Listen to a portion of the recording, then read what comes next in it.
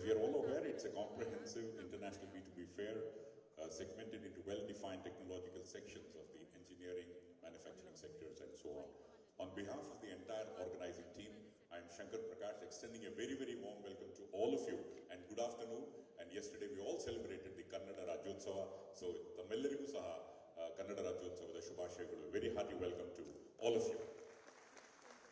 As per the wonderful traditions of our country at the outset, we offer our salutations and prayer. I would request Avni to kindly come here and render the invocation. Avni.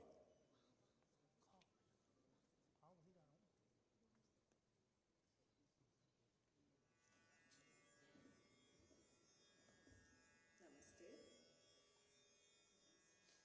Vinayaka ninnu vinabrochudaku Vinayaka ninnu vinabrochudaku verevarunaru Vigharaja Vinayaka ninnu vinabrochudaku verevarunaru Vigharaja Vinayaka Anatha Rakshaka Nive Kada Anatha Rakshaka Nive Kada Adarimpanannu Rovarada Adarimpanannu Rovarada Vinayaka ninnu vinabrochudaku verevarunaru Vigharaja Vinayaka Sarasiruha Arunayuga Charana Satatamushatajana Sankataharana Paramakripa Sagara Paramakripa Sagara Varasuguna Palita Jana Gopaladasanuta Palita Jana Gopaladasanuta Vinayaka ninnu vinabrochudaku verevarunaru Vigharaja Vinayaka. Thank you.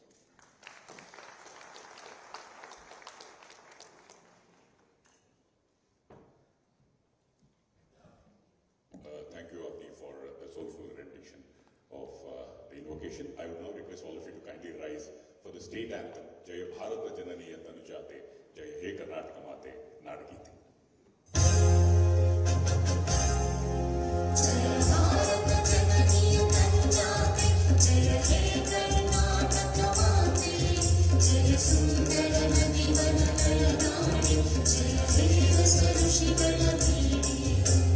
Bhudeviya Makutala Navamaniye, Chandana Chandana Hommina Galiye, Raghava Madhusudana Rava Tarisida Bharata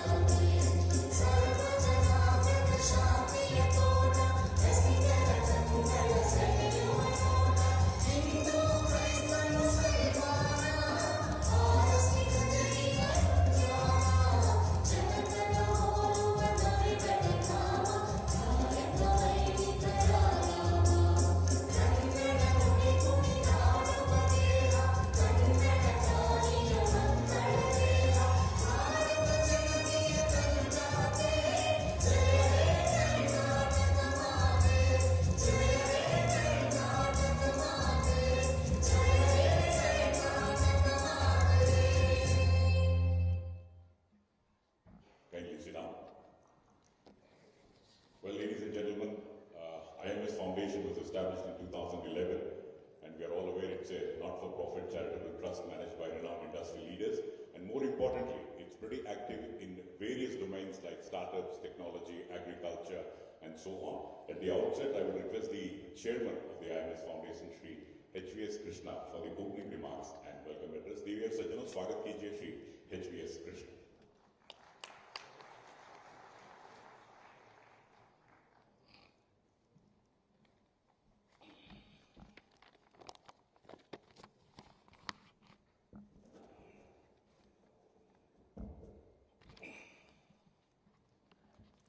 ಎಲ್ಲರಿಗೂ ನಮಸ್ಕಾರ. ಲಘು ಉದ್ಯೋಗ ಭಾರತಿ ಹಾಗೂ IMS foundation ವತಿಯಿಂದ ಆಯೋಜಿಸಲ್ಪಟ್ಟ ಈ ಸುಂದರ ಸಭಾಂಗಣದಲ್ಲಿ ಭಾಗವಹಿಸಿರುವ ಎಲ್ಲ ಬಂಧುಗಳಿಗೆ ಕನ್ನಡ ರಾಜ್ಯೋತ್ಸವದ ಹಾರ್ದಿಕ ಶುಭಾಶಯಗಳು. ಶ್ರೀ ರಾಜನಾಥ್ ಸಿಂಗ್ ಜಿ, ಆನರಬಲ್ ರಕ್ಷಣಾ ಮಂತ್ರಿ G, doctor Sudhanshu Trivedi, honourable Rajya Sabha member, Shri Tejasvi Surya ji, Honorable Member of Parliament, Shri Baba Kalyani ji, Chairman and Managing Director of Bharat Forge Limited, and our Advisory Board Chairman, and Shri Arun Ramchandani ji, Executive VP Head, L&T Defence, Shri Sabdish ji, our Karnataka State President, Shri Cyril Pereira ji, Managing Director of Train Exhibitors, Shri Om Prakash Gupta ji, our All India General Secretary, and Manya Shri Prakash Chand ji, our Organizing Secretary for Laghu Udyog Bharati.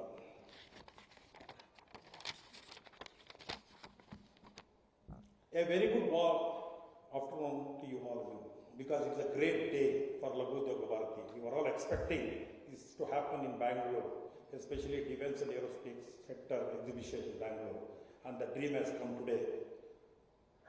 Laghu Udyog Bharati Karnataka, with association of IMS Foundation, is inaugurating this 3-day India Manufacturing Show 2023 in this beautiful Bangalore International Exhibition Center. It's a great honor and privilege to me to welcome Shri Honorable Rakshana Mantri ji on this occasion as a chief guest. Welcome to you, sir.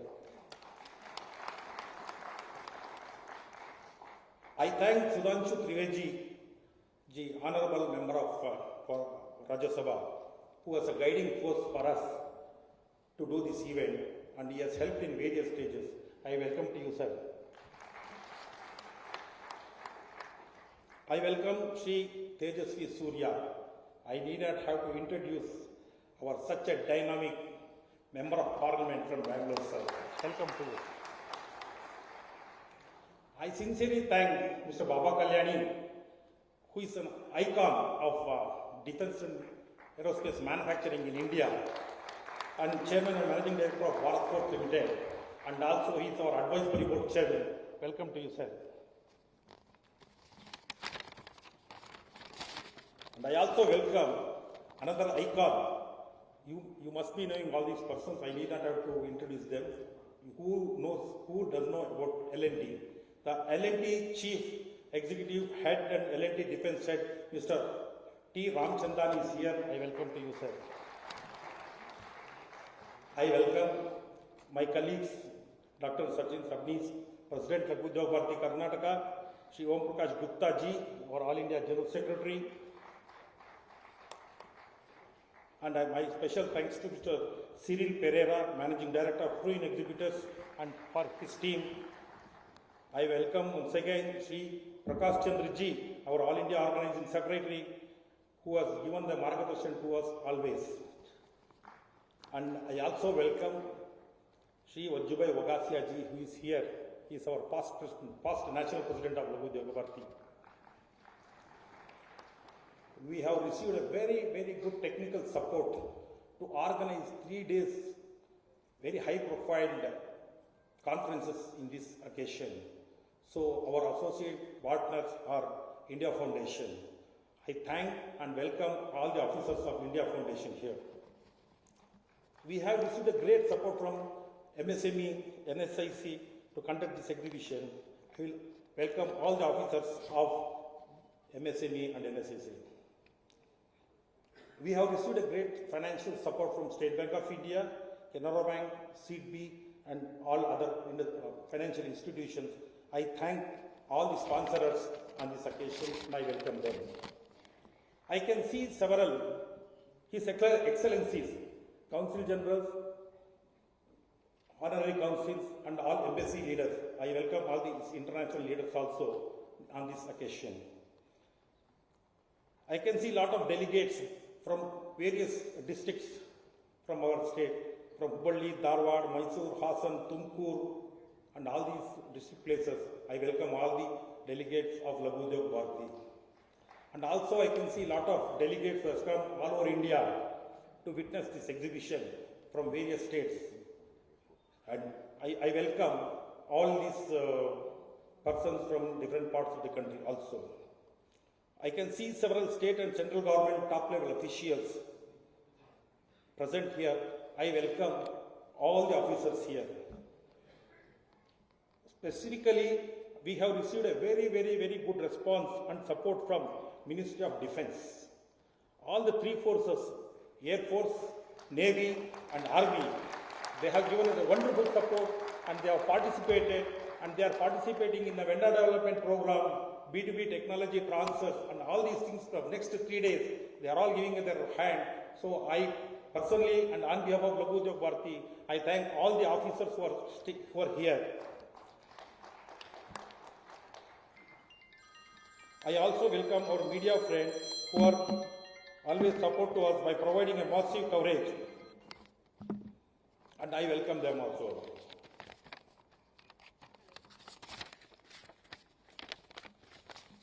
I also welcome and recognize the presence of Mr. M. Krishnappa, who is our Bengaluru South Constituency Member of Assembly.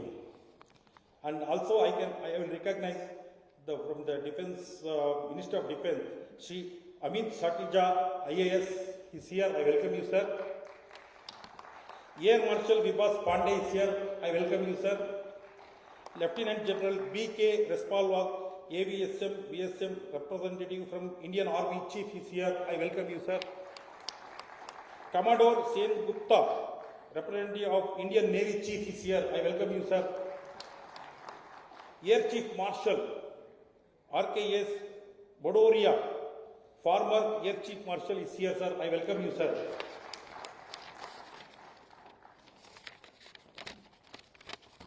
I do recognize that there are several very important dignitaries in this audience. Due to paucity of time, I will not be able to express individual welcome to all of you. However, I welcome all of you once again. I would proudly say India Manufacturing Show is the flagship event of Laghu Udyog Bharati from past 14 years. We have already organized very successful 5 editions, that is in 2010, 2012, 2014, 2017, 2022, and this is the 6th edition. On the earlier editions, we had a very successful industries chaired as a advisory board chairman by Sajjan Jindal ji, Shri Anand Mahindra ji, Shri Vikram Kirloskar ji, and Shri Ramdas ji.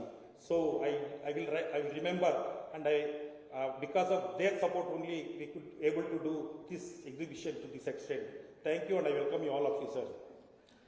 This advisory board, the 6th advisory board, is chaired by none other than our leader, Mr. Baba Kalyani ji. This particular edition is purely focused on defense and aerospace and general engineering.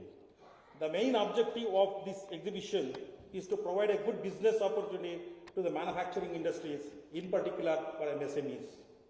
With the defense and aerospace companies to make at least 25% of the offset given by the central government and to fulfill the dream of Atmanirbhar Bharat of our Prime Minister, Shri Narendra Modi ji. We have all the 3 days very high profile technical seminars, B2B meetings, technology transfers, vendor development programs to give value addition to all the exhibitors. Another good information I would like to share with you finally, that our happy and satisfied exhibitors are requesting us to declare the next edition of IMS in this edition itself. I am very proud to say we have already finalized our next exhibition, 7th exhibition of India Manufacturing Show during November 2025 in the same venue. This is for the information for all the exhibitors. I wish all the very best to the participating companies to enhance their business opportunities. Thank you once again. Thank you, and I wish you all the very best. And I welcome all of you once again. Dhanyawad. Thank you, Mr. H.V.S. Krishna, for comprehensive and cordial welcome address and, of course, welcome remarks. At this juncture, it's my privilege to request the Honorable Raksha Mantri Shri Rajnath Singh Ji and the dignitaries to kindly move towards the left-hand side of the stage and light the lamp to signal the inauguration of the India Manufacturing Show 2023. The traditional lighting of the lamp.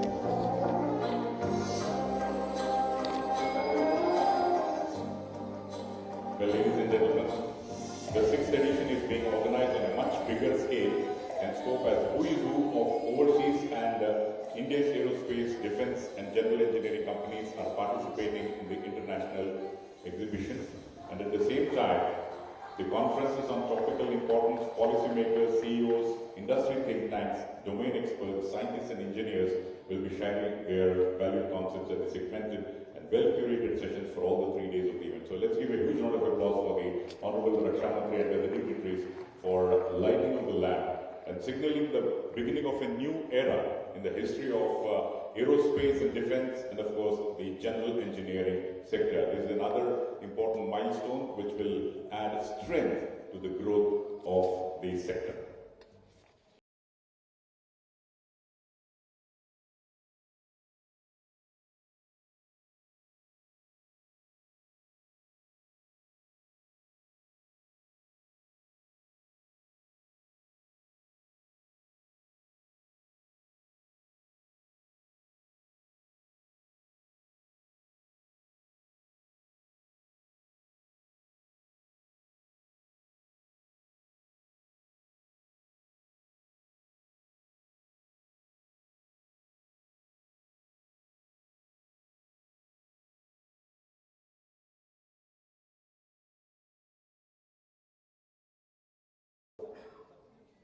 And offer floral tributes to Bharat Mata. As we are all aware, this is made in India and made for the world. So let's take the blessings of Bharat Mata in this noble endeavor of made for the world and make in India. Thank you very much, Honorable Raksha Mantri and all the dignitaries on the dais.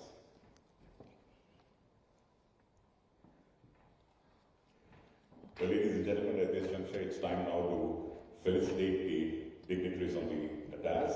At the outset, I would request the Chairman of IMS Foundation, Shri H.V.S. Krishna, to kindly felicitate the Honorable Raksha Mantri, Shri Rajnath Singh Ji.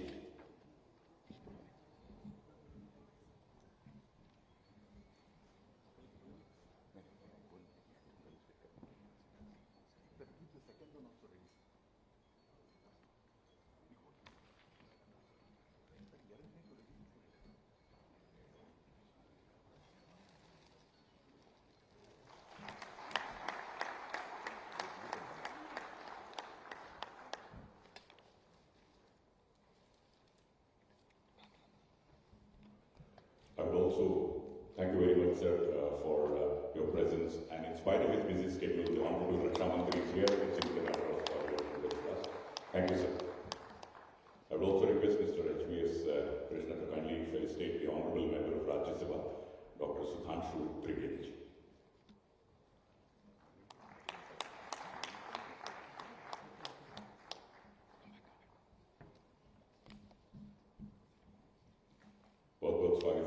Thank you very much. Also to Shri Tejasvi Surya, Honorable Member of Parliament, I would request Shri H.V.S. Krishna to kindly.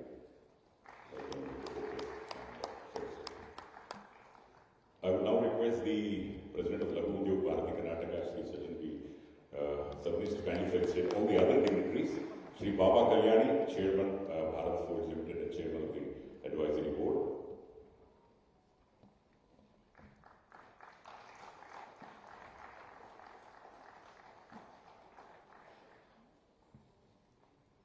also to the Executive Vice President and Head LNT Defence, Shri Arun T. Ramchandani.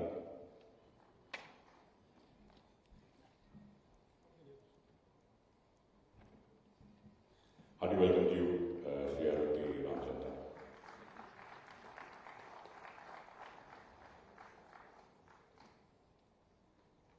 Also to Om Prakash Gupta ji, the All India General Secretary of Laghu Udyog Bharati.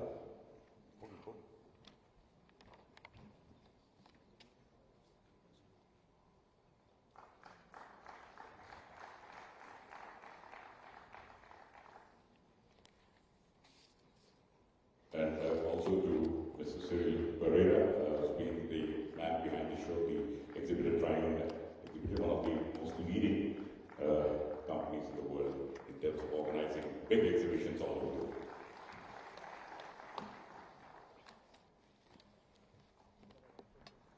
Thank you very much. Well, all of us have got a brief outline of what exactly is in store for us in the next 3 days. At the outset, I would request the President of Laghu Udyog Bharati Karnataka, Shri Sachin G. Sabnis, for the theme-setting address on the IMS show in 2020. Please put your hands together for Shri Sachin. ಎಲ್ಲರಿಗೂ ನಮಸ್ಕಾರ. ಕರ್ನಾಟಕ ರಾಜ್ಯೋತ್ಸವದ ಶುಭಾಶಯಗಳು. All the dignitaries on the dais, Shri Rajnath Singh Ji, Raksha Mantri, Shri Dr. Sudhanshu Trivedi Ji, Honorable Member of Rajya Sabha, Shri Tejashwi Surya Ji, Honorable Member of Lok Sabha, Baba Kalyani Ji, Chairman and Managing Director of Bharat Forge, Shri Arun Ramchandani Ji, Executive Vice President and Head of LNT Defence, HUS Krishna Ji, who has taken so much of efforts in organizing this, Chairman of our IMS Foundation, Om Prakash Gupta Ji, All India General Secretary of Laghu Udyog Bharati, Shri Prakash Chandra Ji, All India Organizing Secretary of Laghu Udyog Bharati, and Cyril Pereira Ji, Managing Director of Touring Exhibitors, distinguished guests, invitees, all the senior officers from the armed forces, exhibitors, a very good afternoon to all of you. On behalf of Laghu Udyog Bharati and IMS Foundation, I extend a very warm welcome to all the distinguished guests present here for this Indian Manufacturing Show 2023. Laghu Udyog Bharati, as we all know, is a pan-India association with more than 44,000 members and representation in more than 27 states. Laghu Udyog Bharati in Karnataka, in association with IMS Foundation, is organizing the 6th edition of Indian Manufacturing Show 2023 in this beautiful city of Bengaluru at Bengaluru International Exhibition Center. I am happy to inform that Ministry of Defence, Government of India, has extended its full support to Indian Manufacturing Show 2023. Let me have the pleasure of introducing Indian Manufacturing Show 2023 to all of you. It is a country's premier trade show for the industries, for various industries from aerospace, defense and other allied engineering industries. The key focus sectors of 6th edition of IMS, we have 5 different verticals, namely aerospace and defense, automation, robotics and drones, electricals and electronics, general engineering, energy environment and EV transportation. IMS 2023 is a unique platform for technology transfer, innovations, business meets and joint ventures to help identify potential investors to boost the industrial production, collaboration and industrial trade. During this 3-day event, concurrent conferences and vendor development programs are organized involving industry thought leaders from various DPSUs as well as private companies for the benefit of all of you. As we know, since earlier time, due to various trade pacts, the technology transfer was restricted, leading to delayed projects, especially in the defense sector. But now, with the global village concept and Atmanirbhar Bharat, self-reliance has become the concept. The principal objective of IMS 2023 is to promote this concept of Atmanirbhar Bharat, which is the key ideation and focus area of our Prime Minister, Shri Narendra Modi ji. Our Prime Minister has set a vision to make India a $5 trillion economy, a global powerhouse by 2024-25. In this context, exhibition like Indian Manufacturing Show helps vastly curate this idea and achieve this target, making our Prime Minister's dream come true. IMS 2023 intends to create this ecosystem for MSME and defense establishment for the development. I would also request, as Lagudyog Bharati Karnataka President, to Raksha Mantri ji to set up an testing facility, integrated testing facility for aerospace and defense, specifically for MSMEs in Karnataka. As we are, majorly MSMEs are involved, small MSMEs, and testing takes a lot of time in development of a lot of products for defense. With this small welcome note, I thank all the industry captains for taking out the precious time, that too on a very busy weekday, and to be present here for this inauguration of Indian Manufacturing Show 2023. Thank you very much.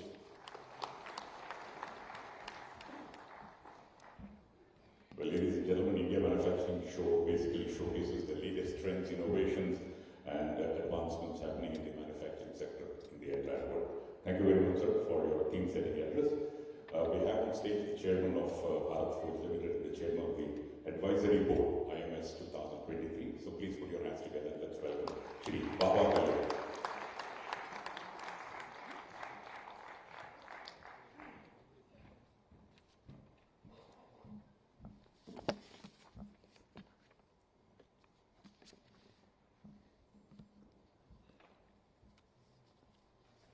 Honorable Raksha Mantri, Sri Rajnath Singh ji, Honorable Member of Parliament, Dr. Sudhanshu Trivedi ji, Honorable Member of Parliament from Bengaluru, Sri Tejasvi Surya ji, my colleague from the industry, Head of L&T's Defense, Sri Arun Ramchandrani, Chairman of the IMS Foundation, Sri H.V.S. Krishna,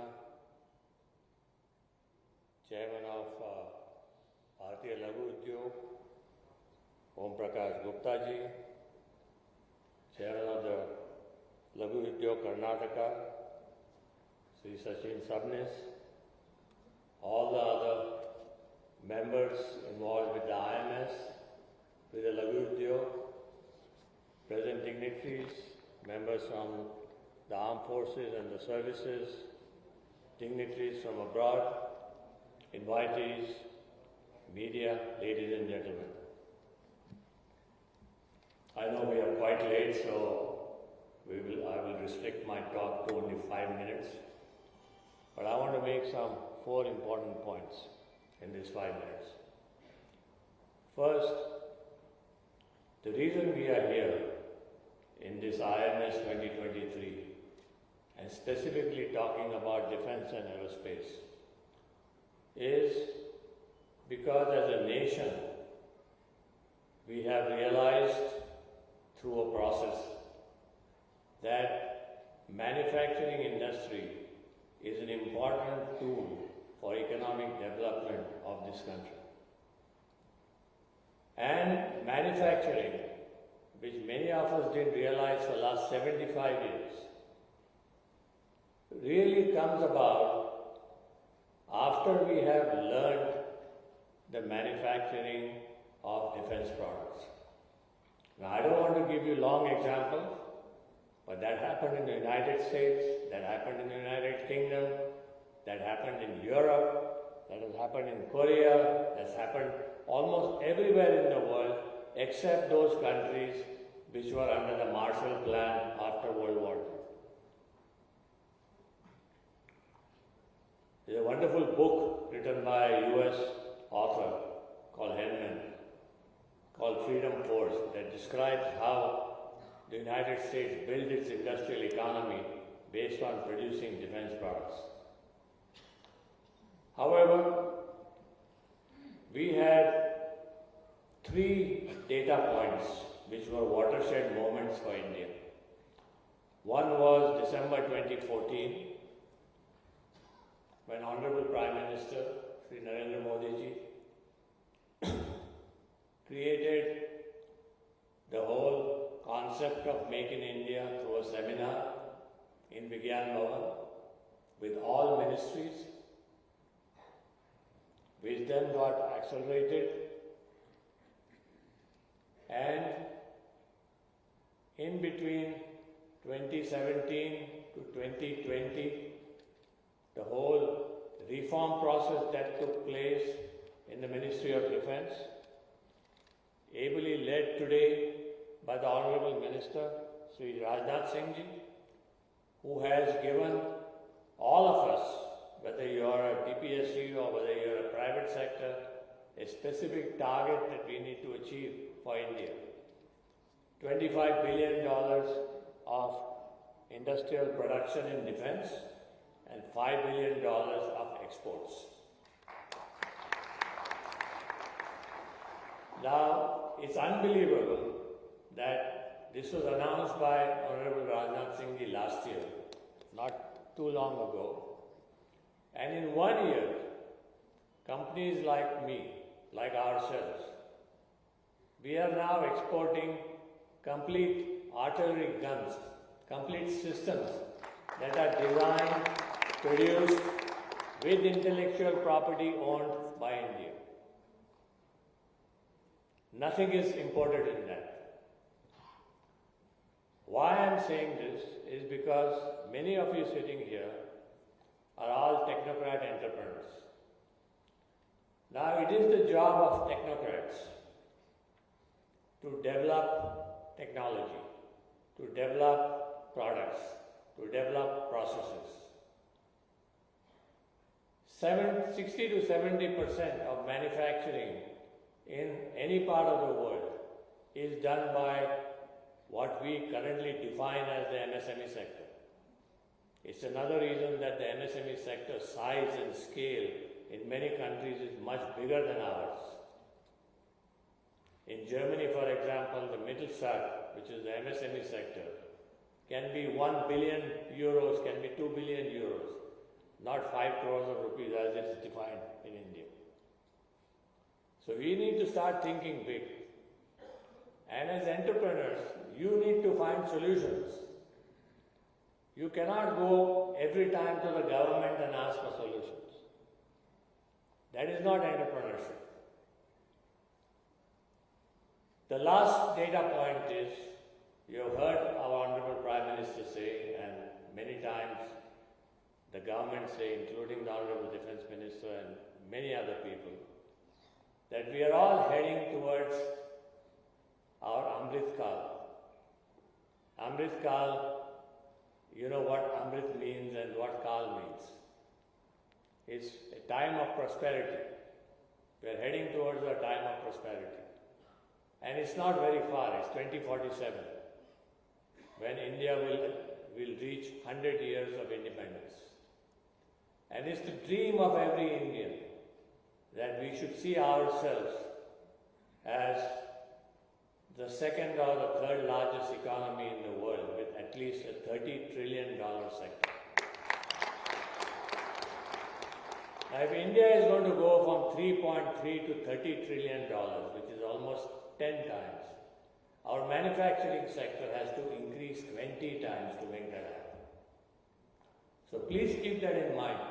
You know, this 5 crores and 100 crores, you need to multiply that by 10 or 20 to understand what it's going to mean in the next few years. opportunities are great. The opportunities in the defense and aerospace sector are even greater.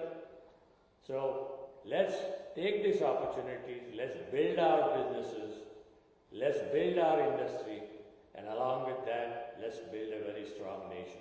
Jai Hind.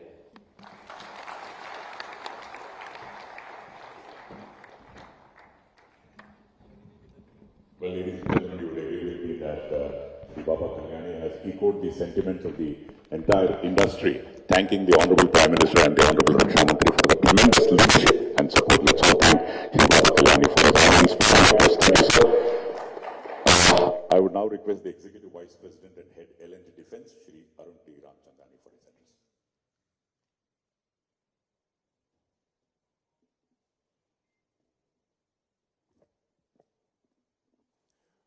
Honorable Raksha Mantri Shri Rajnath Singh Ji, Honorable Member of Parliament Dr. Sudhanshu Trivedi, Honorable Member of Parliament Shri Tejasvi Surya Ji, Chairman Bharat Forge Limited Shri Baba Kalyani, Chairman IMS Foundation Shri HVS Krishna, President Laghu Udyog Bharati Karnataka Shri Sachin Sabnis, office bearers of the Laghu Udyog Bharati, senior officials of the armed forces, members of the industry, ladies and gentlemen. It is an honor for me to be present at this show, focused on aerospace and defense and organized by the Laghu Udyog Bharati Karnataka. Such an event provides a large platform for the MSMEs in the defense and aerospace domain to showcase their capabilities and connect with the larger OEMs, the DPSUs, and the end users. Under the stewardship of the Honorable Raksha Mantri, the domestic defense industry has grown and its output is expected to cross 1 lakh crores in the current financial year itself. Capital acquisition over the long-term integrated perspective plan 2012 to 2027 is estimated at over rupees 4 lakh crores worth of opportunities for the domestic industry in this period. Shri Baba Kalyani talked about the target of 25 billion by 2025, and if this target is to be achieved, it is only possible with the support of the complete defense industrial ecosystem, predominant contribution coming from the MSMEs. If India lives in villages, then manufacturing industry lives in the MSMEs. A strong MSME sector with a large technical manpower base and improving infrastructure and logistics in the country would serve as enabling factors for excelling in defense manufacturing. Today, about 12,000 MSMEs and startups are currently supporting the DPSUs and armed forces in supplying defense equipment and providing services, particularly IT and IT-enabled services. However, we need to support them with the following means to further enhance their participation and improve the ease of doing business. These include more training, hand-holding of these enterprises, ease in testing facilities and obtaining of certifications, and facilitating the access to capital. In the Defense Acquisition Procedure 2020, there are specific reservations for orders up to 100 crores per year on MSMEs.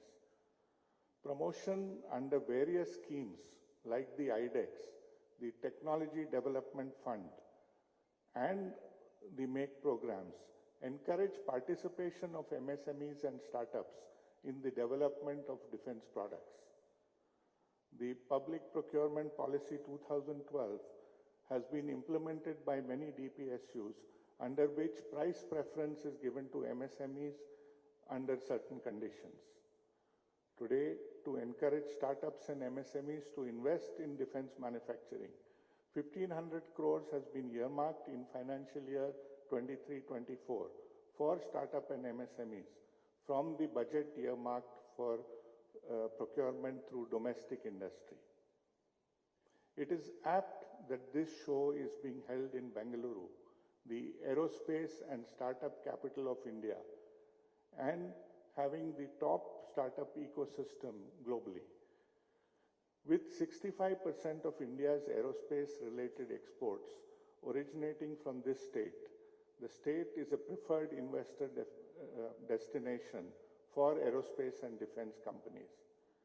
Karnataka's strong ecosystem has blossomed with decades of presence of large DPSUs, friends whom I see here from companies like Bell, HAL, BEML.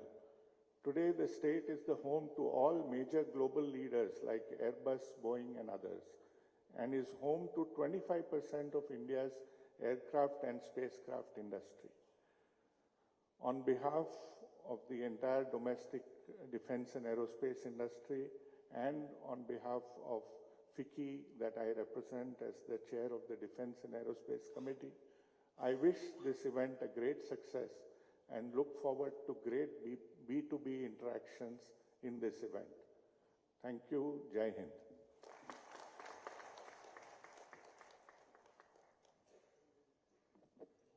Ladies and gentlemen, Shri Arun T. Ramchandani has, of course, outlined the various steps to be taken for further growth and development, and in the over a period of time, the industry will rise to the occasion. Thank you, sir, for your address.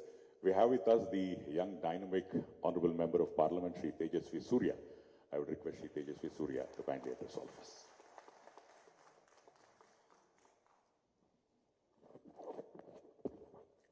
ಎಲ್ರಿಗೂ ನಮಸ್ಕಾರ. ಕನ್ನಡ ರಾಜ್ಯೋತ್ಸವದ ಹಾರ್ದಿಕ ಶುಭಾಶಯಗಳು.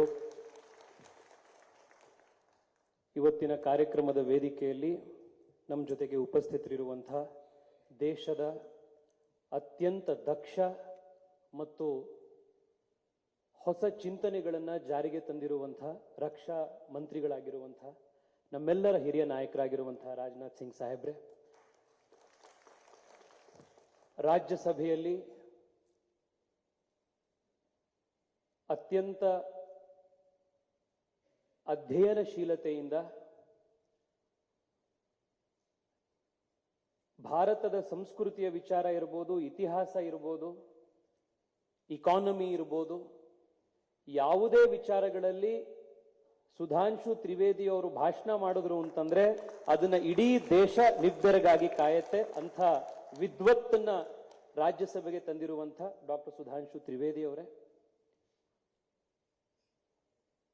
ಭಾರತದ ಮೊದಲ multinational ಕಂಪನಿಯಾಗಿ ಭಾರತದಿಂದ ಹೊರಗಡೆ ಭಾರತದ ಕೀರ್ತಿಯನ್ನ ತೆಗೆದುಕೊಂಡು ಹೋದಂತ ಭಾರತ್ ಫೋರ್ಜ್ನ ಮುಖ್ಯಸ್ಥರಾದಂತಹ ಬಾಬಾ ಕಲ್ಯಾಣಿ ಅವರೇ, ಇಷ್ಟೊತ್ತು ನಮ್ಮನ್ನು ಉದ್ದೇಶಿಸಿ ಮಾತನಾಡಿದಂಥ ಅರುಣ್ ಸಾಹೇಬ್ರೆ, ಹಾಗೂ ಇವತ್ತಿನ ಕಾರ್ಯಕ್ರಮವನ್ನು ಜೋಡಿಸಿ ಲಘು ಉದ್ಯೋಗ್ ಭಾರತೀಯ ನೇತೃತ್ವದಲ್ಲಿ IMSನ ಅಧ್ಯಕ್ಷರಾಗಿ ಇವತ್ತಿನ ಕಾರ್ಯಕ್ರಮದ ನೇತೃತ್ವವನ್ನು ವಹಿಸಿರುವಂತಹ ಆತ್ಮೀಯರಾಗಿರುವಂತಹ HVS ಕೃಷ್ಣ ಸಾಹೇಬ್ರೆ, ನೆರೆದಿರುವಂತಹ ಎಲ್ಲ ಆತ್ಮೀಯರೇ, I am extremely happy that the IMS 2023 is taking place in Namma Bengaluru. Perhaps there couldn't be a better city, a better state to embody the spirit behind the IMS 2023 show than the progressive state of Karnataka and the dynamic, vibrant city of Bengaluru. It gives me immense joy to bring it to the notice of our Honorable Raksha Mantri that our state contributes 65% of the total defense supply in the country. And Rajnath ji, the technocrats, the MSME leaders who are present here in this auditorium, they are the ones who are leading this revolution of creating prosperity, skilled manpower, and bringing the name to Bengaluru as the city which is leading India's defense manufacturing. A big round of congratulations and thank you to all of you present here. Compared to the doyens on the stage, both in terms of experience as well as study, I am very junior. But I want to share only two experiences that I have encountered personally over the last 4 years, which is a testament, an indication to the massive transformation in governance that the country has witnessed, especially related to defense manufacturing and MSME manufacturing, that I myself have experienced as the Member of Parliament representing Bengaluru. The very few days after I got elected, I remember this very vividly. Early days of 2019, just after the Lok Sabha elections had gotten concluded and Narendra Modi ji had become the Prime Minister, there was a large delegation of employees from HAL who came and visited me at my office. Along with them were many MSMEs who were suppliers, have been legacy suppliers for HAL, who came and met me. Their grouse was only one thing. In one sentence they said, "Sir, HAL is a legacy institution of Karnataka and Bangalore. It was started even before independence. The Maharaja of Mysuru had then had the foresight to manufacture aeroplanes in India, and he had partnered with Hira Chandani and had provided for 600 acres of land in Bengaluru. For over so many decades, this institution has provided livelihood to lakhs of people in Bengaluru. Thousands of small, medium manufacturing enterprises are depending on the survival of HAL, but HAL is dying." These were the very words, HAL is dying. Early 2019. A few months later, the Honorable Prime Minister announced the Make in India scheme, and our own HAL got a 48,000 crore rupee order to manufacture LCA Tejas. Today, HAL's order book is healthy, and HAL's ambitions is today not just restricted to our domestic supply, but the chairman of HAL tells me that HAL wants to conquer the daunting European market as well. This is one story. HAL is not just manufacturing LCA Tejas. Just a few months ago, the Honorable Prime Minister came to Tumkur and launched the manufacturing unit to produce the advanced light combat helicopters as well. From an industry and institution which was on the verge of facing death, our government has transformed HAL to be rightfully the pride of this country, and this is the transformation that Narendra Modi government has brought. I'll give you one more example. A month or two ago, I was taking the flight to Delhi, and while I was boarding, a youngster shouted my name and ran all the way towards me and said, "Bhai sahab, 1 minute chahiye." He wanted a minute to, and I asked, "What is it?" He said, "Sir, आपके माध्यम से मैं माननीय प्रधानमंत्री जी को धन्यवाद करना चाहता हूं." I said, "क्या हो गया?" He said, "I come from Indore. A few years ago, a few of my friends and I started a defense startup in Bengaluru. Last year, we applied for grants from the IDEX platform. We did not approach any government officer. We did not go to any officer in Delhi. We did not meet the minister. We did not do anything that was required to fast forward our application, but just 2 months ago, we received a 22 crore rupee grant to support our innovation. These two experiences, the transformation of HAL and the unleashing of the entrepreneurial energy in the defense ecosystem, is a story of Amrit Kal, a story of New Bharat. Out of the 85 recognized IDEX startups, more than 30 of them are in Bengaluru and Karnataka. And it's our boys in their early 20s, late 20s, who are innovating and starting this revolution. I want to thank Rajnath ji and through him, the Government of India, for coming to the rescue of our MSMEs during the COVID pandemic. Rajnath ji, ये बताते हुए मुझे बहुत गर्व हो रहा है, बेंगलुरु में, सिर्फ बेंगलुरु शहर में, emergency credit line guarantee scheme के तहत 3.59 lakh accounts belonging to MSMEs have got 16,720 crore rupees in support during the COVID pandemic.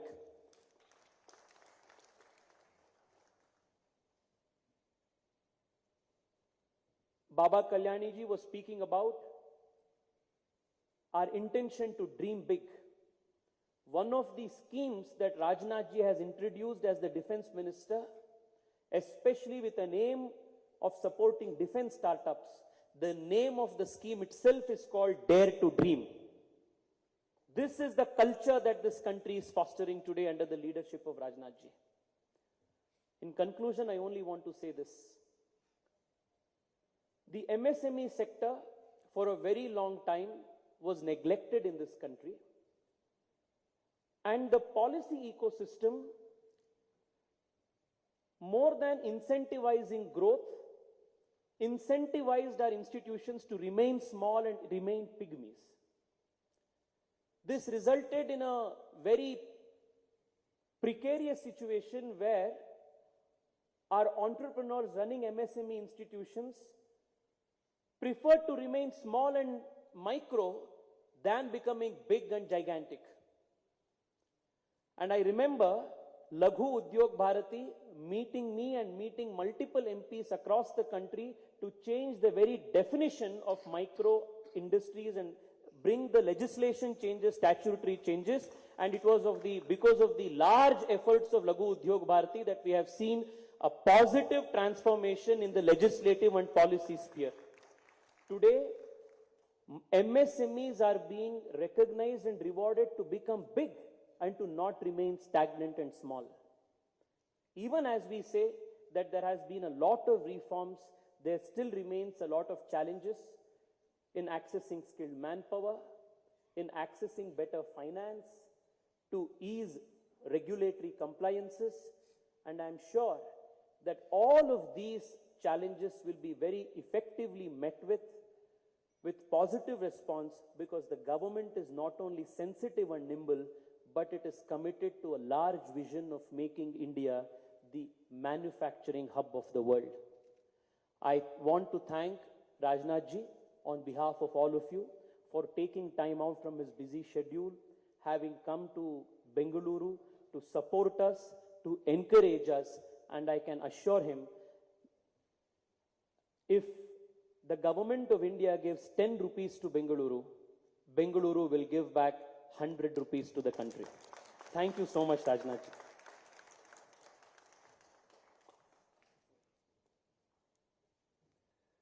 Well, indeed, ladies and gentlemen, India is making rapid strides towards transformation from a developing nation to a developed nation, and Bengaluru, Karnataka is immensely contributing towards it. Thank you, Shri Tejasvi Surya, for that eye-opener. Thank you very much. Well, ladies and gentlemen, Dr. Sudhanshu Trivedi has been a tremendous support towards the organizing of the India Manufacturing Show 2023, and it goes without saying that we are all eager to listen to his words. So please put your hands together for the Honorable Member of Rajya Sabha, Dr. Sudhanshu Trivedi.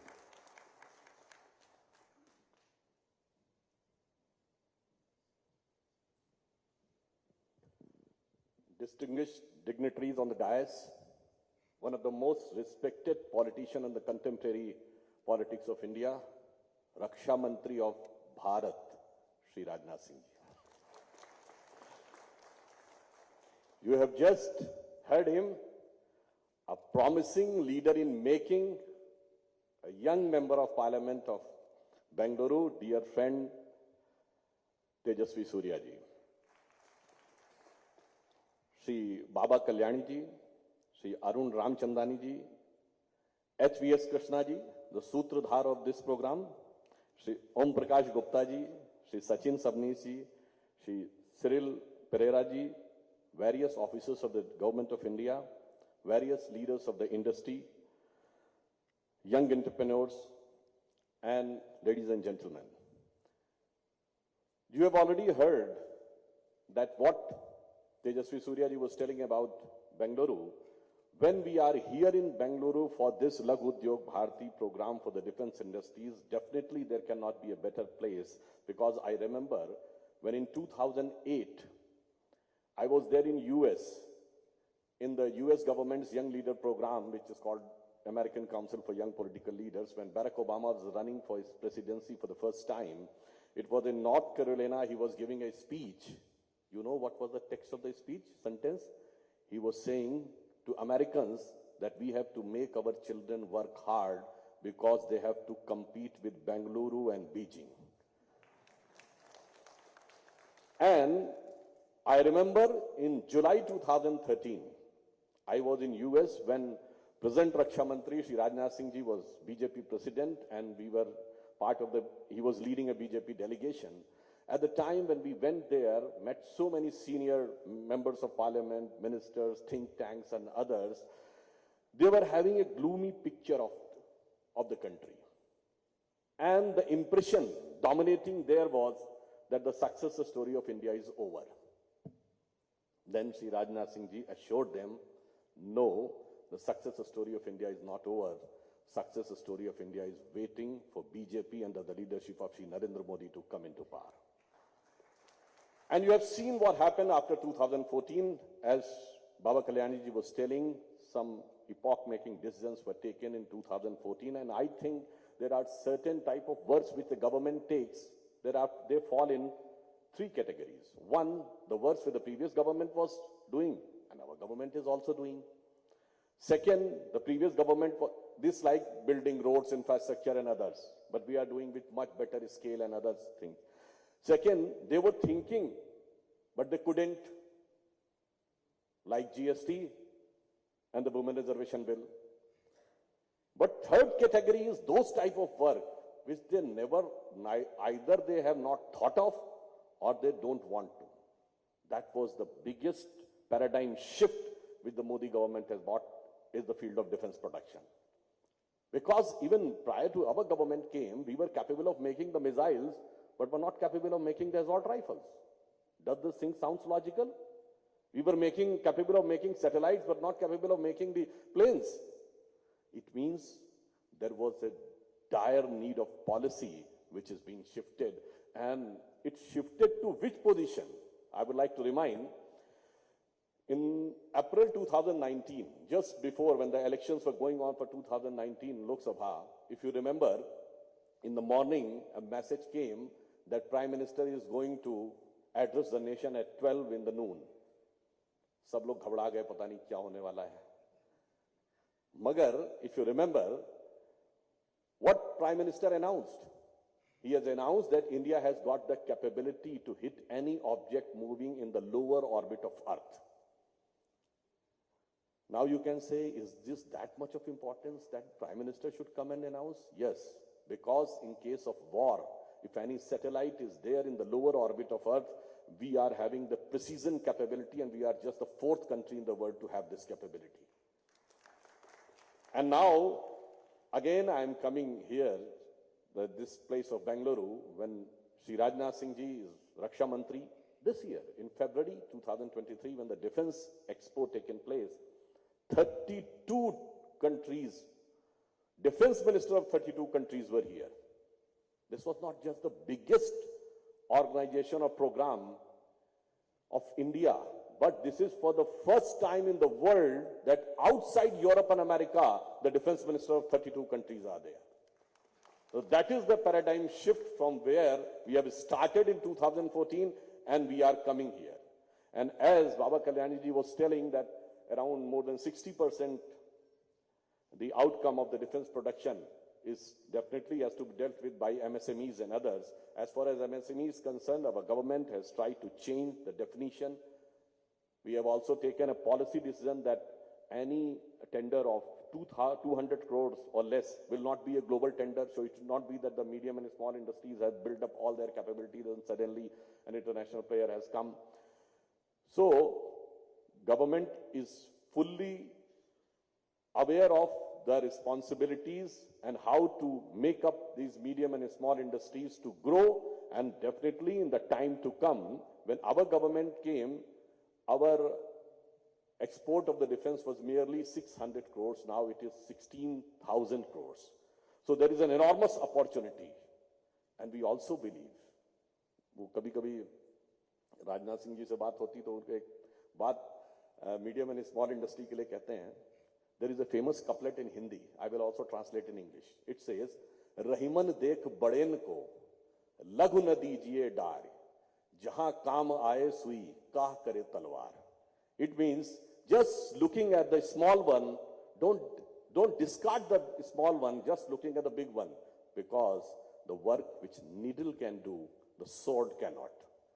So definitely these MSMEs are going to contribute in equal proportion what the big industries can do. And lastly, I would like to say, as Prime Minister has said in the last 15th of August, that this is Amrit Kal, which has been referred. It's a time of 25 years, and he said that these 25 years will lay down the foundation which will pave the way for 1,000 years. Can anybody think of 1,000 years? We are the only country in the world which think of 5,000 years back and 1,000 years ahead. Because we are not just the biggest country, we are not just the youngest country, but we are the oldest country in terms of civilization. And we are all set to become a richest country. One of the report I have seen that $30 trillion may be the Indian economic size by 2047. So whatever he said, yahi samay hai, sahi samay hai. So the time of India has arrived, and it is the time. And finally, I would like to remind, I've started from the importance of Bengaluru and concluding there. Bengaluru was the first city outside Europe and America in 1902 who has provided street light in a city. So first city outside Europe and America. So I think it is called the intellectual capital of the country. It should definitely pave the way, a new light to the street of development of country. तो सिर्फ ये कह के बात समाप्त करता हूं कि स्वप्न देखा था कभी, वो आज हर धड़कन में है, एक नया भारत बनाने का इरादा मन में है. धन्यवाद.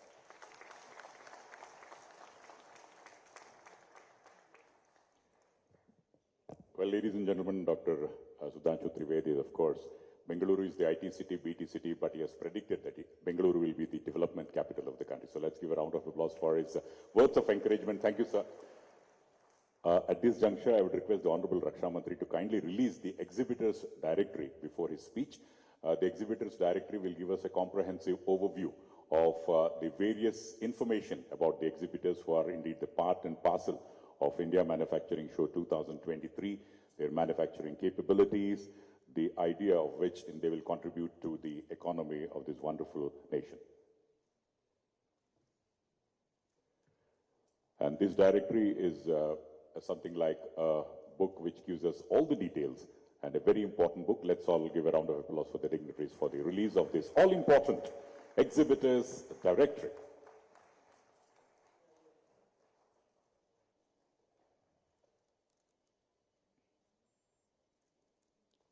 Thank you very much, Honorable Raksha Mantri, for the release. And now, it's my privilege to request the Honorable Raksha Mantri for his keynote address. Devi aur Sajjano, please put your hands together. Aur swagat kijiye, Shri Rajnath Singh ji.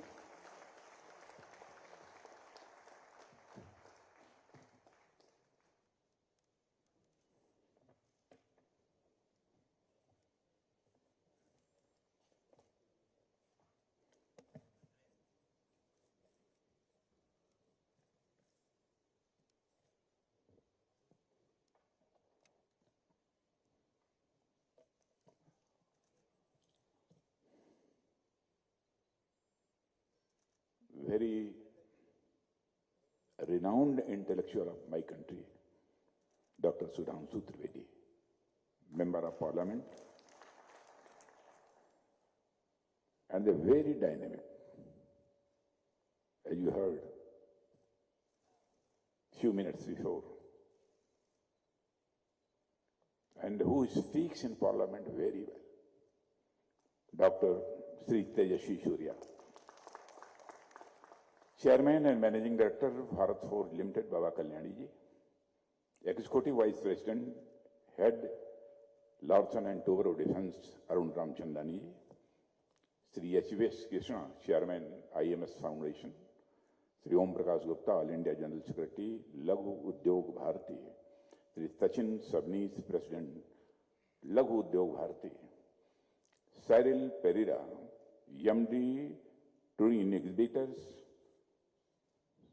सारे यहाँ पर कुछ officials भी मौजूद हैं, senior officials, industry leaders और different association के representatives, young entrepreneurs, academicians, मेरे मीडिया के मित्रों, यमन्य देवियों व सज्जनों, बेंगलुरु में हूँ, इसलिए एल्लरिगू नमस्कार गल्लो। बेंगलुरु बंदरेवदु संतोष तंदिदे। My pronunciation is correct. Kannada राज्योत्सव शुभाश यगलो।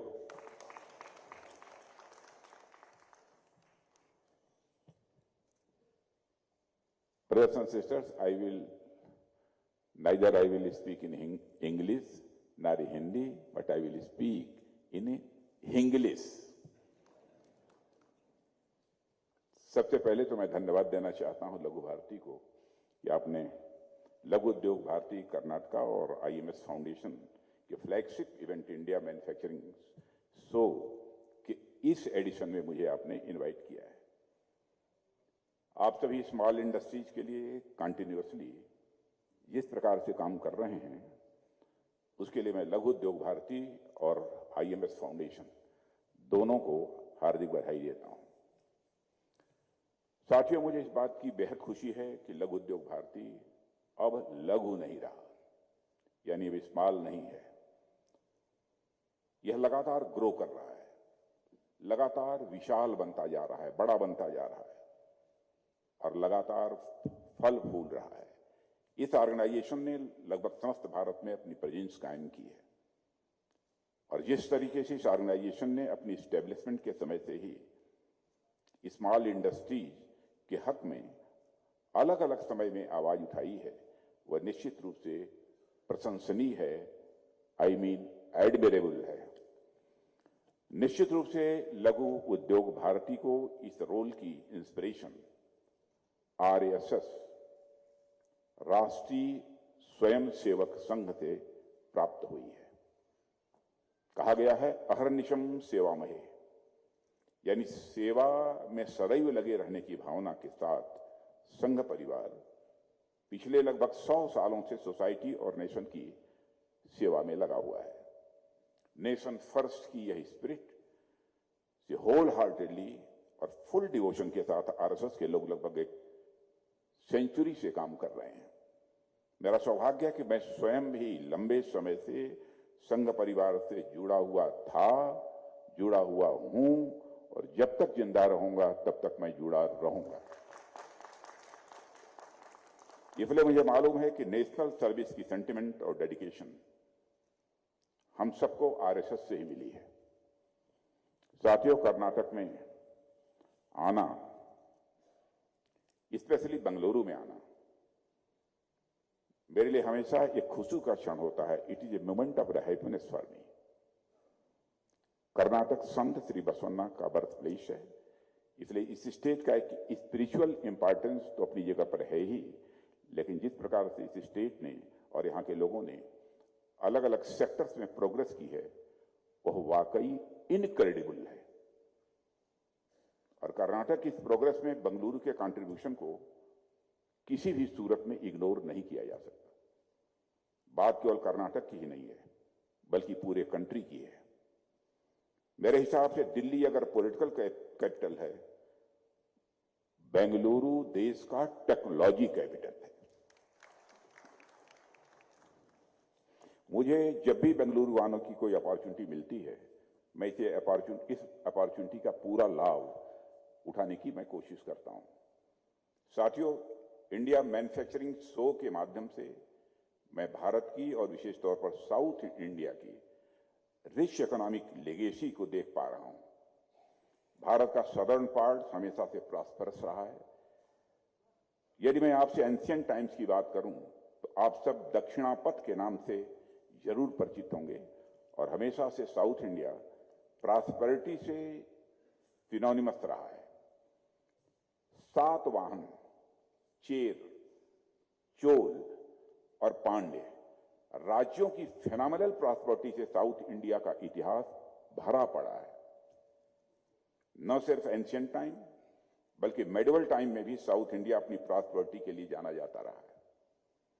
न केवल इकोनॉमिक बल्कि कल्चरल वे में भी साउथ इंडिया प्रॉस्परस रहा है। अपनी जियोग्राफिकल कंडीशंस के कारण साउथ इंडिया तो हमेशा से इन्वेडर्स के लिए एक डिस्टेंट टारगेट रहा, और सभी जानते हैं कि नॉर्थ इंडिया को इन्वेडर्स का सीधे सामना करना पड़ा था, जिस वजह से अलग अलग समय पर अलग अलग इन्वेडर्स ने नॉर्थ इंडिया में हमारे कल्चर को डैमेज करने की कोशिश की।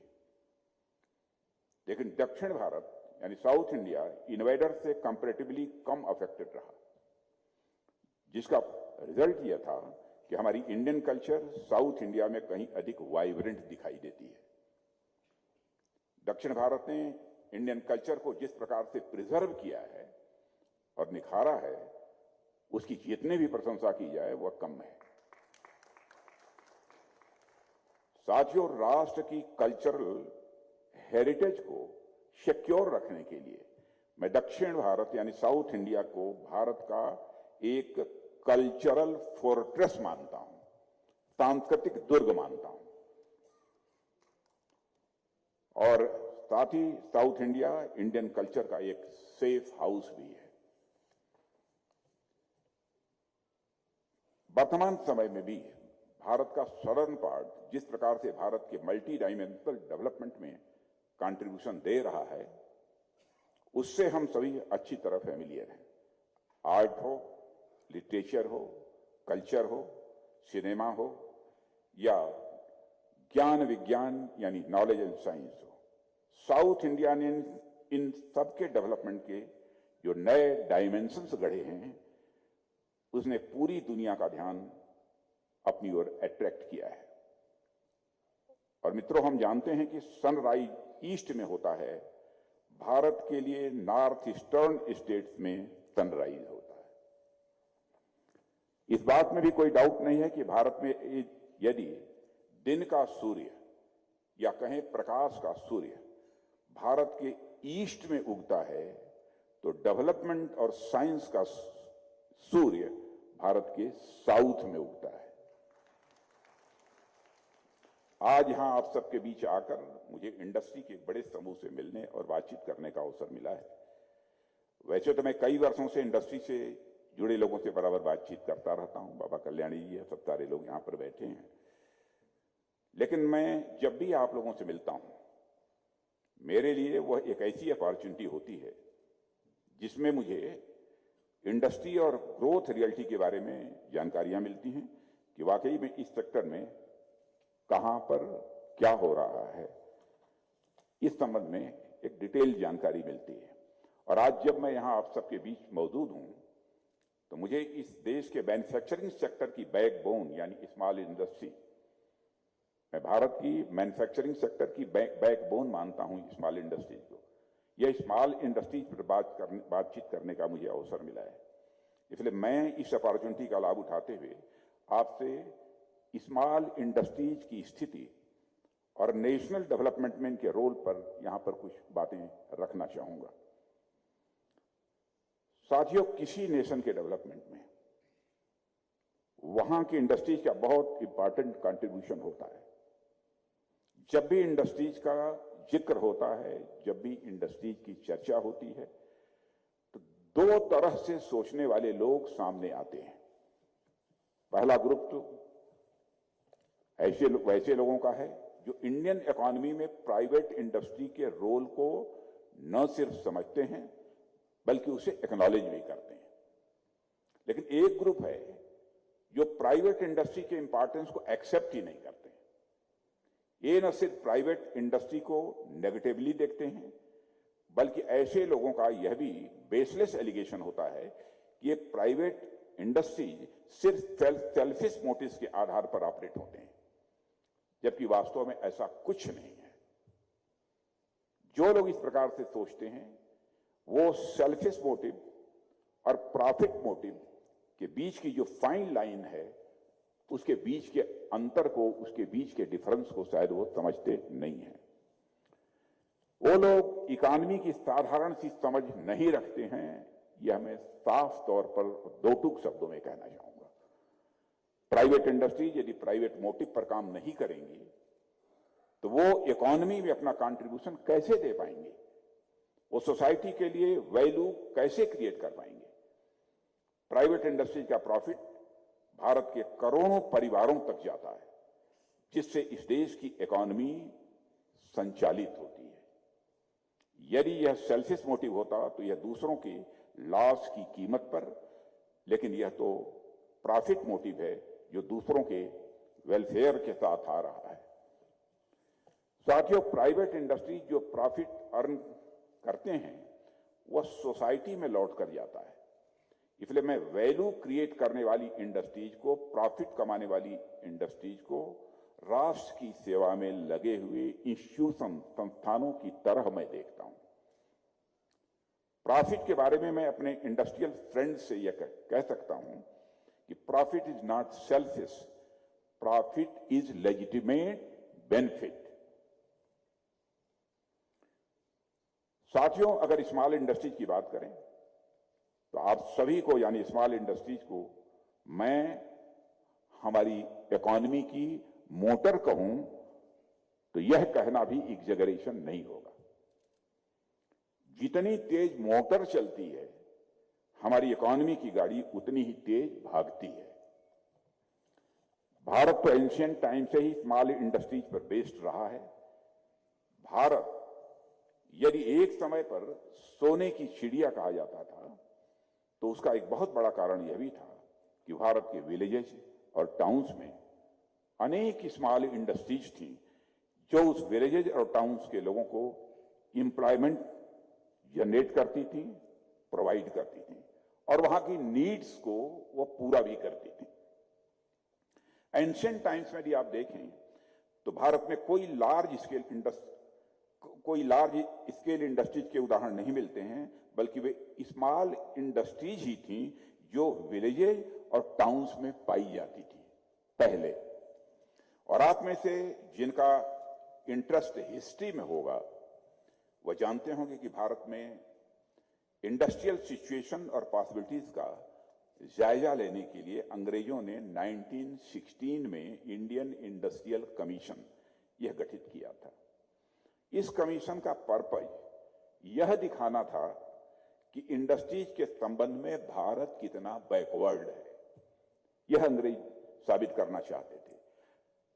और अप्रॉक्सीमेटली 300 पेजेस की एक अपनी रिपोर्ट कमीशन यह दिखाने में काफी हद तक सफल भी रही है। फिर भी एक दो इंपॉर्टेंट पॉइंट्स जो इससे जुड़ी हैं जिसे मैं ब्रीफली आपके सामने यहां पर रखना चाहूंगा। पहली तो यह है कि देश को इंडस्ट्रियल रूप से बैकवर्ड बताने के क्रम में भी वे इसका गोल्डन पास्ट बताने से खुद को नहीं रोक सके थे। रिपोर्ट के फर्स्ट पार्ट, फर्स्ट चैप्टर और फर्स्ट पैरा की फर्स्ट लाइन में वे एक बात लिखते हैं जिसे मैं यहां एग्जैक्टली आपके सामने रिपीट करना चाहूंगा। वे लिखते हैं, at a time when the west of Europe, the birthplace of modern industrial system, was inhabited by uncivilized tribes, India was famous for the wealth of her rulers and for the high artistic skill of her craftsmen. And even at a much later period, when merchant adventurers from the West made their first appearance in India, the industrial development of this country was at any rate not inferior to that of the more advanced European nations. वो खुद लिखते हैं अपनी report में, यानी modern industrial system का जन्मदाता waste Europe जब ट्राइब्स के रूप में अपनी अनसिविलाइज्ड एग्जिस्टेंस में था, उस समय भारत अपनी प्रॉस्पेरिटी और अपने क्राफ्ट्समैन के हाई आर्टिस्टिक स्किल के कारण दूर दूर तक बहुत ही फेमस था। यहां तक कि बहुत बाद तक जब पश्चिमी व्यापारियों ने अपना कदम यहां रखा, उस समय तक भी किसी भी स्तर पर भारत का इंडस्ट्रियल डेवलपमेंट अति आधुनिक यूरोपीय राष्ट्रों से कम नहीं था। यह था हमारा भारत साथियों, और भारत की इस महानता के पीछे हमारी स्मॉल इंडस्ट्रीज का एक मेजर रोल था। और दूसरी बात, कमीशन के इस रिपोर्ट के जवाब में पंडित मदन मोहन मालवीय जी ने लगभग 50 पेजेस का एक इंडिपेंडेंट नोट भी लिखा। इसमें आर्गुमेंट्स और ब्रिटिश स्कॉलर्स के ही दिए फैक्ट्स से उन्होंने यह याद दिलाया कि भारत प्रारंभ से ही इंडस्ट्री और ट्रेड के क्षेत्र में विश्व की लीडिंग कंट्रीज में से एक रहा है। उन्होंने 3 इंडस्ट्रीज के नाम गिनाए जिनके लिए भारत पूरी दुनिया में जाना जाता था। वह 3 एरियाज थे, टेक्सटाइल इंडस्ट्री, आयरन इंडस्ट्री और शिप बिल्डिंग इंडस्ट्री।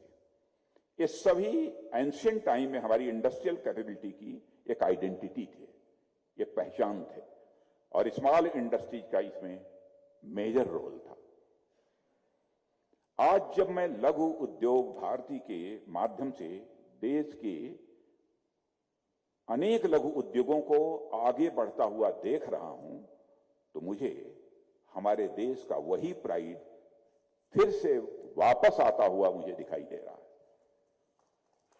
यानी हम अपने इसी विजन, अप्रोच और गति के साथ मैन्युफैक्चरिंग के क्षेत्र में आगे बढ़ते रहे तो वह दिन दूर नहीं है जब हम फुल सेल्फ रिलायंस के साथ साथ पूरी दुनिया के लिए मैन्युफैक्चरिंग हब के रूप में सामने आएंगे।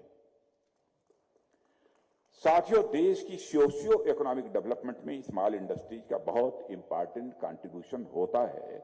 इस ग्राउंड रियलिटी को कोई इग्नोर नहीं कर सकता है। स्मॉल इंडस्ट्रीज की इंपॉर्टेंस इस बात में देखी जा सकती है कि इनकी एम्प्लॉयमेंट एलास्टिसिटी बहुत ही अधिक होती है, अर्थात एक निश्चित लेवल की इन्वेस्टमेंट पर स्मॉल इंडस्ट्रीज लार्ज इंडस्ट्रीज के कंपैरिजन में ज्यादा एम्प्लॉयमेंट अपॉर्चुनिटीज क्रिएट करती हैं।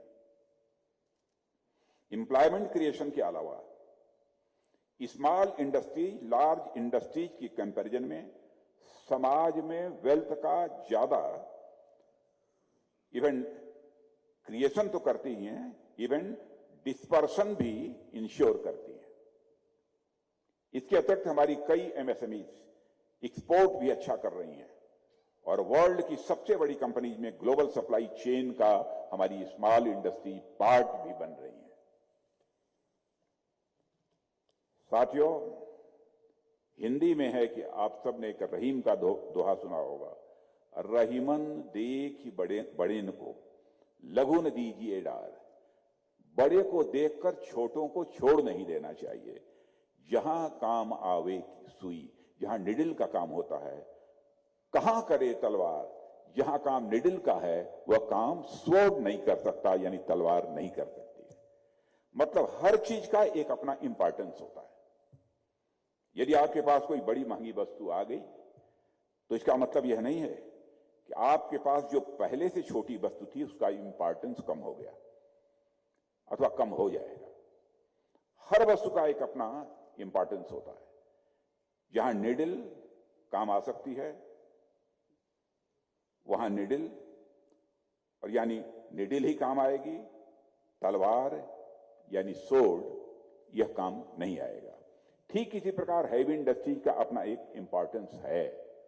हैवी इंडस्ट्रीज के इंपॉर्टेंस को भी इग्नोर नहीं किया जा सकता। वह भी देश के डेवलपमेंट में एक बड़ी भूमिका निभाते हैं, लेकिन हमारी जो स्मॉल इंडस्ट्रीज हैं उनको इग्नोर करके नेशन डेवलप नहीं कर सकते हैं। इस सच्चाई को भी हमको स्वीकार करना पड़ेगा। एक और बात मैं आपके एक बात पर और आपका ध्यान आपने दिया होगा कि लार्ज इंडस्ट्रीज के कंपैरिजन में स्मॉल इंडस्ट्रीज आसानी से चेंजेस को, जो भी चेंजेस होते हैं उनको एडॉप्ट कर लेते हैं। इनकी यही एडॉप्टेबिलिटी इन छोटे उद्योगों में इनोवेशन की पॉसिबिलिटीज को बढ़ाती है। सामान्यतः ऐसा देखा जाता है कि जायंट इंडस्ट्रीज के पास कैपिटल तो होती है, लेकिन उनके अंदर नए आइडियाज को एक्सप्लोर करने का उतना स्कोप नहीं होता है जितना स्मॉल इंडस्ट्रीज के पास होता है। इसलिए कई बार new products, services and business models के मामले में स्मॉल इंडस्ट्रीज लार्ज इंडस्ट्रीज के कंपैरिजन में ज्यादा अधिक इनोवेशन ले आते हैं। इसके साथ ही स्मॉल इंडस्ट्रीज राष्ट्र की इकोनॉमी को स्टेबिलिटी भी देते हैं। मान लीजिए यदि किसी देश में 3-4 ही बड़ी बड़ी कंपनीज हों और उनमें 1 या 2 कंपनीज में कोई प्रॉब्लम आ गई हो, तो मानिए कि लगभग आधी इकोनॉमी बेहद फ्रेजाइल सिचुएशन में आ जाएगी। लेकिन स्मॉल इंडस्ट्री के साथ ऐसा नहीं है। छोटे उद्योग 3-4 की संख्या में नहीं बल्कि लाखों की संख्या में होते हैं, और यदि अनफॉर्चुनेट स्थिति में उनमें से 2-4 उद्योगों पर नेगेटिव इंपैक्ट पड़ता भी है तो उससे नेशनल इकोनॉमी पर कोई एडवर्स इंपैक्ट नहीं पड़ता है। यह स्मॉल इंडस्ट्रीज की प्रेजेंसी है जिससे इकोनॉमी में स्टेबिलिटी बनी रहती है। दुनिया भर की वोलेटिलिटी और इनस्टेबिलिटी से यदि हमारा भारत कम प्रभावित होता है तो उसके पीछे एक कारण हमारी स्मॉल इंडस्ट्रीज भी हैं। साथियों, यहां मैं ब्रिटिश इकोनॉमिस्ट E.F. सुबाकर द्वारा लिखी हुई पुस्तक स्मॉल इज ब्यूटीफुल, आप में से बहुत सारे लोगों ने पढ़ा होगा, की चर्चा यहां विशेष रूप से करना चाहूंगा। इस पुस्तक की थीम है a study of economic as if people mattered. और साथियों, ऐसा ही होना चाहिए। People should matter. हमारे हर डिसीजंस का इवैल्यूएशन इस आधार पर ही होना चाहिए कि वह ह्यूमन सेंट्रिक है या नहीं है। इस पुस्तक में कई वैल्यूएबल लेसन्स हैं जो आज भी रेलेवेंट हैं, और इस बुक के प्रिंसिपल्स को देखें तो स्मॉल इंडस्ट्रीज इसका एक जीता जागता एग्जाम्पल है। सामान्यतः पूरी दुनिया में बिगर इज बेटर के कंसेप्ट को अच्छा समझा जाता है। यह माना जाता है कि कोई भी बिजनेस एंटिटी जितनी बड़ी होती जाएगी इकोनॉमी के लिए वह इतना ही फेवरेबल इंडिकेशन है। लेकिन शुमाकर ने अपनी इस बुक के माध्यम से बताया है कि इकोनॉमी में स्मॉल एंटिटीज बिगर एंटिटीज के कंपैरिजन में ज्यादा इंपैक्टफुल होती हैं।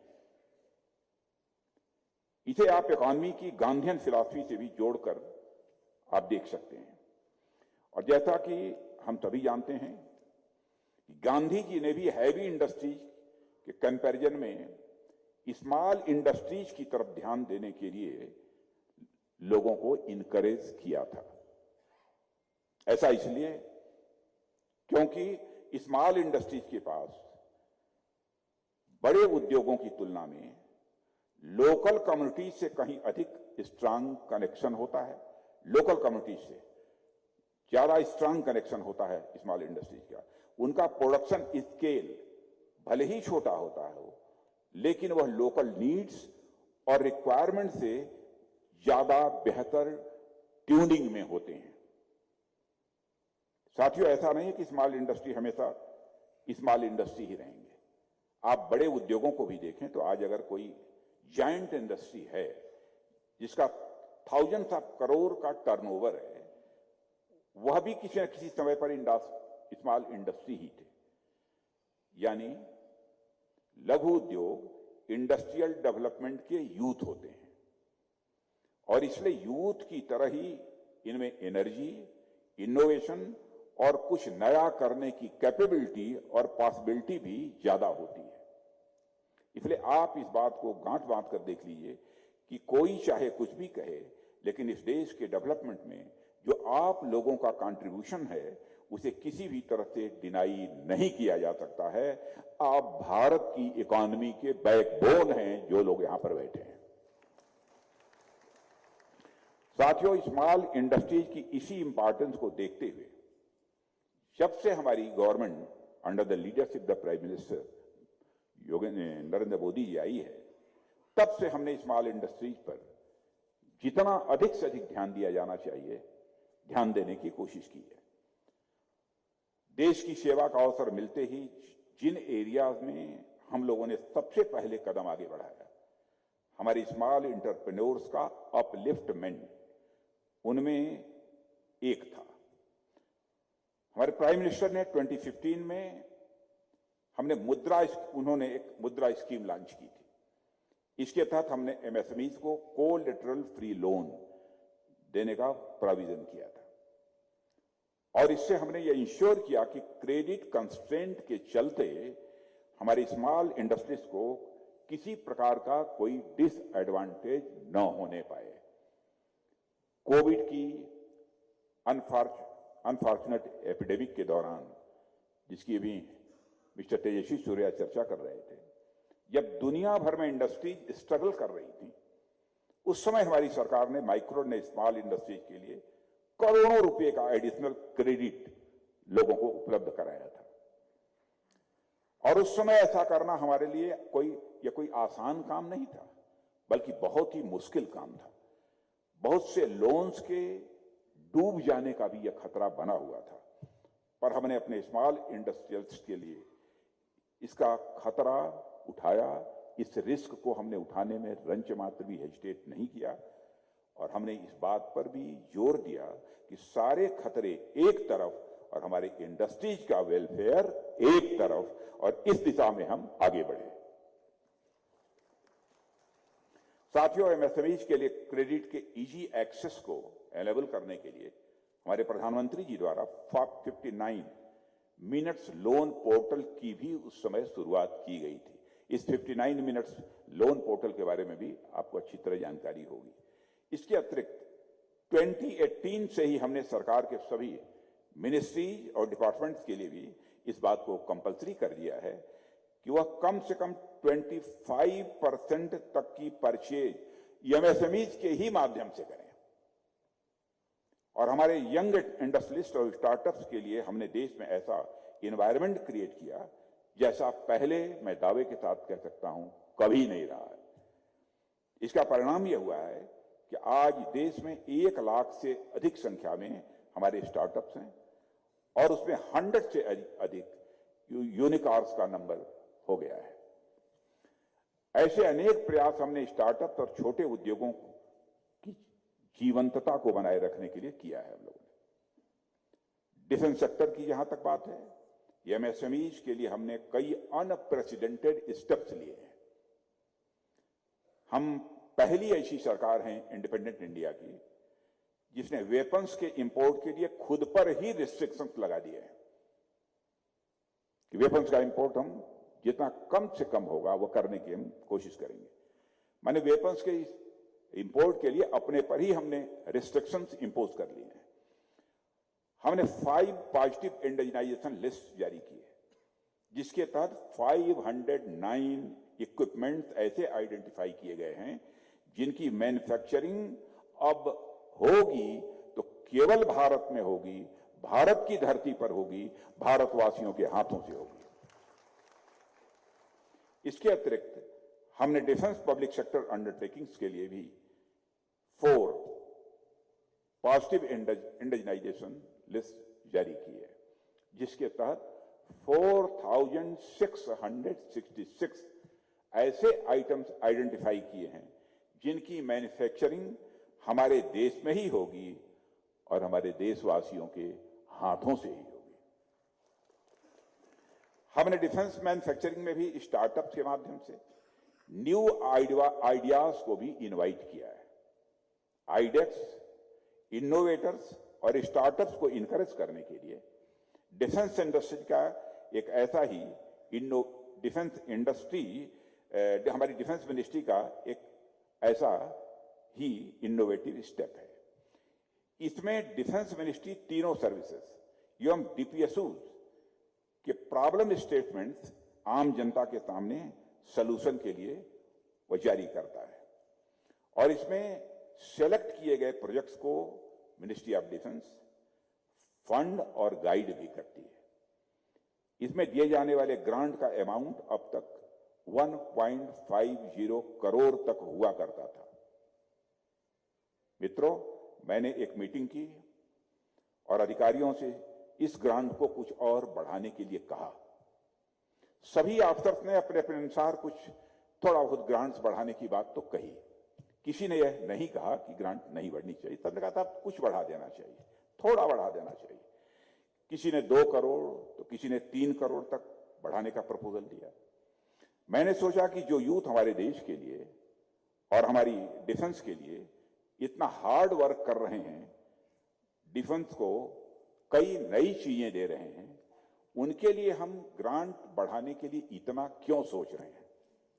मैंने थोड़ी देर सोचा और प्रपोज किया कि हमारे यूथ के लिए, स्टार्टअप्स के लिए 1.5 नहीं, 2 नहीं, 3 नहीं, 5, 7 यानी 5 और 7 नहीं, अब सीधा सीधा 10 करोड़ रुपए तक का प्रोविजन किया जाए।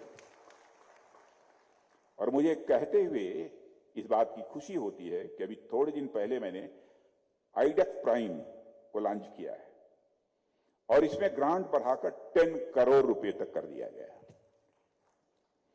यह हमारे इनोवेटर्स और स्टार्टअप्स की मेहनत, लगन और उनके प्रोत्साहन के लिए सरकार किस प्रकार का सपोर्ट देती है, इसमें देखा जा सकता है।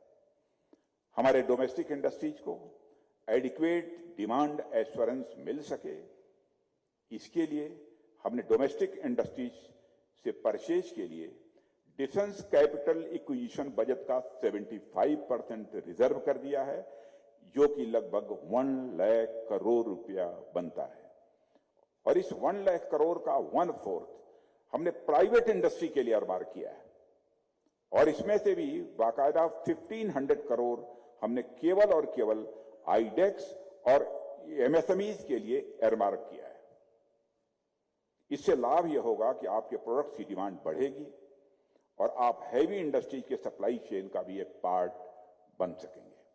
ये सभी स्टेप्स अंततः हमारी एमएसएमईज को स्ट्रेंथन करेंगे और डिफेंस इंडस्ट्रियल सेक्टर में सेल्फ रिलायंट इस सेक्टर को बनाएंगे। साथियों, यहां मैं यदि बार बार हैवी इंडस्ट्रीज और स्मॉल इंडस्ट्रीज का जिक्र कर रहा हूं तो इसका अर्थ यह नहीं है कि मैं इन दोनों में कंट्राडिक्शन देख रहा हूं। मैं अभी स्मॉल इंडस्ट्रीज के क्या बेनिफिट्स हैं उसकी तरफ आपका ध्यान आकर्षित कर रहा हूं, तो इसका अर्थ यह भी नहीं है कि मैं हैवी इंडस्ट्रीज के इंपॉर्टेंस को डिनाई कर रहा हूं। मैं जानता हूं वास्तव में जितनी भी स्मॉल इंडस्ट्रीज और हैवी इंडस्ट्रीज हैं उनके बीच एक सिम्बियोटिक रिलेशन है। दोनों ही एक दूसरे को कॉम्प्लीमेंट करते हैं। दोनों का एग्जिस्टेंस एक दूसरे से है। और आप सब लोग तो इकोनॉमी की समझ रखने वाले लोग यहां पर आप सभी लोग बैठे हैं, आप forward linkage and backward linkage के बारे में अच्छी तरह जानते हैं।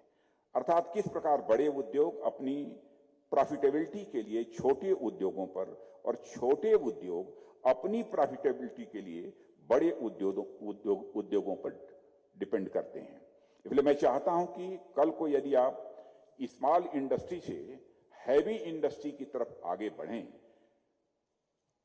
और कल को यदि आप कोई बड़ी कंपनी के रूप में डेवलप हुए तो आपको स्मॉल इंडस्ट्रीज को भूलना नहीं है, बल्कि उन्हें भी साथ लेकर चलना है।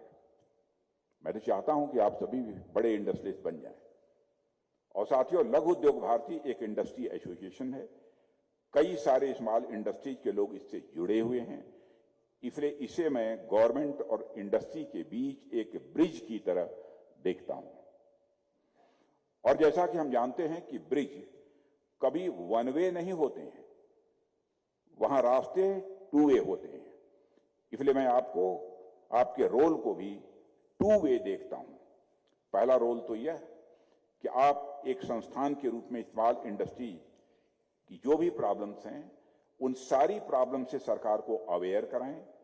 अर्थात यदि बिना मतलब का कोई नियम है, कोई कानून है, कोई रूल है, कुछ भी है, कागजी कार्रवाई है, मल्टी लेयर्ड क्लियरेंसेज आदि हैं, लॉ एंड ऑर्डर से संबंधित कोई इशू है या इसी तरह की और कोई बात है, तो उससे आप हमें अवेयर कराएं।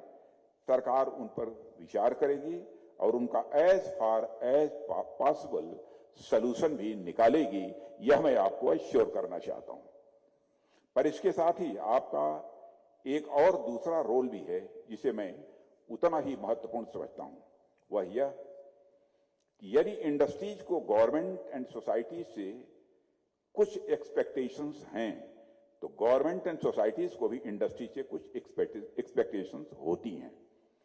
और यही आपकी दूसरी भूमिका है कि आप एक इंडस्ट्री एसोसिएशन होने के नाते उस एक्सपेक्टेशन के हिसाब से काम करें। इंडस्ट्री की रिस्पांसिबिलिटी जितनी अपनी बैलेंस शीट के प्रति होती है, प्रॉफिट एंड लॉस स्टेटमेंट्स के प्रति होती है, उतनी ही रिस्पांसिबिलिटी समाज और राष्ट्र के प्रति भी होती है। ऐसे में आप विश्वास है, आप इंश्योर करें कि आप राष्ट्र को टॉप क्वालिटी और कॉस्ट इफेक्टिव प्रोडक्ट्स दे सकें। आप अपने सभी स्टेक होल्डर्स, चाहे वे आपके क्लाइंट्स हों, आपके एम्प्लॉइज हों या फिर आपकी इस्टेब्लिशमेंट के आसपास स्थित कम्युनिटी, आप उनके इंटरेस्ट का पूरा ध्यान रखते ही होंगे। कहीं देखें, समय समय पर उसको रिव्यू भी करते रहें, कहीं पर कोई कमी रह गई है उसे भी दूर करने की कोशिश करें। इन्वायरमेंट का ध्यान रखते हुए क्लीन टेक्नोलॉजी के इस्तेमाल को जितना हम आगे बढ़ा सकते हैं, जितना हम बढ़ावा दे सकते हैं, हमें बढ़ावा देने की कोशिश करनी चाहिए। साथियों, सोसाइटी के प्रति रेस्पॉन्सिबिलिटी निभाने की बात जब मैं करता हूं तो मेरा इंटेंट सिर्फ कारपोरेट सोशल रेस्पॉन्सिबिलिटी में अपना प्रॉफिट का कुछ अंश देने से ही नहीं है। मेरा इंटेंट इस बात से है कि जिस समाज ने आप सबको इतना कुछ दिया है, उस समाज के प्रति रेस्पॉन्सिबिलिटी आपके अंदर से ही आनी चाहिए। और उस समाज में एजुकेशन, हेल्थ और सैनिटेशन जैसी बेसिक फैसिलिटीज के डेवलपमेंट के लिए जितना हो सके उतना आपको सरकार का सहयोग करना चाहिए। यह हमारी आपसे अपेक्षा है। करते भी हैं लोग, मैं यह भी कहना चाहता हूं कि नहीं करते हैं। मुझे पूरा विश्वास है कि लघु उद्योग भारती और उसके साथ जुड़ी सभी एमएसएमईज इस दिशा में भारत सरकार के साथ कदम से कदम मिलाकर वह आगे बढ़ेंगे। मैं आपको यह भी एश्योर यहां करना चाहूंगा कि भारत को एक डेवलप्ड नेशन बनाने की दिशा में अगर आप एक कदम आगे बढ़ते हैं तो सरकार 10 कदम आगे बढ़ने के लिए तैयार है। इसलिए आगे बढ़ने का यही समय है, आगे बढ़ने का सही समय है। मुझे विश्वास है कि आप सभी मिलकर भारत को सशक्त बनाने के सरकार के प्रयासों में अपना इंपॉर्टेंट कंट्रीब्यूशन दे रहे हैं, भविष्य में भी देते रहेंगे। इस अवसर पर अधिक कुछ न कहते हुए मैं एक बार फिर मुझे आप यहां पर इनवाइट करने के लिए आप सभी को धन्यवाद देता हूं और आप सभी के फ्यूचर प्लान्स में सक्सेस के लिए अपनी शुभकामनाओं के साथ अपना एड्रेस यहीं पर समाप्त करता हूं। आप सबको बहुत बहुत धन्यवाद।